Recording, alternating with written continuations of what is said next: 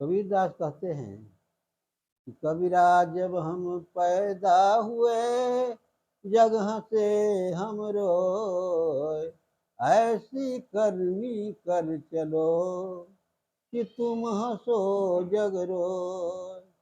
कबीरदास ने अपनी इस दोहा से बहुत बड़ा संसार को संदेश दिया है। कहा कि जब बालक पैदा लेता है तो स्वाभाविक है, रोना स्वाभाविक है, और जो बालक नहीं रोते हैं इनको हल्की चपत दे के रुलाया जाता है।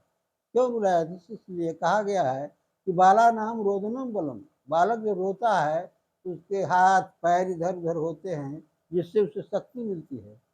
तो कहा कि जब हम पैदा हुए तो संसार के लोग हंस पड़े, हंसने लगे। स्वाभाविक है कि जो किसी को पुत्र रत्न की प्राप्ति होती है तो अगल बगल वाले हंसते हैं, अरे बड़ा अच्छा हुआ, अमुक व्यक्ति को पुत्र रत्न की प्राप्ति हुई है।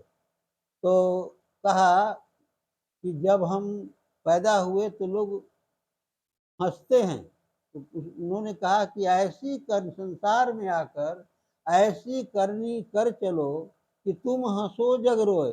तुम इस संसार से हंसते हंसते विदा हो जाओ, चले जाओ। तुम्हारे यहाँ से मृत्यु अगर हो जाए तो हंसते हंसते चले जाओ संसार से, और तुम्हारे जाने के पश्चात अर्थात तुम्हारी मृत्यु के पश्चात यहाँ रहने वाले अफसोस करें, दुख प्रकट करें, और तुम्हारे बारे में कहें कि अरे वो व्यक्ति, अमुक व्यक्ति बड़ा अच्छा था, बहुत परोपकारी था, बहुत बढ़िया था, गरीबों की भलाई करता था।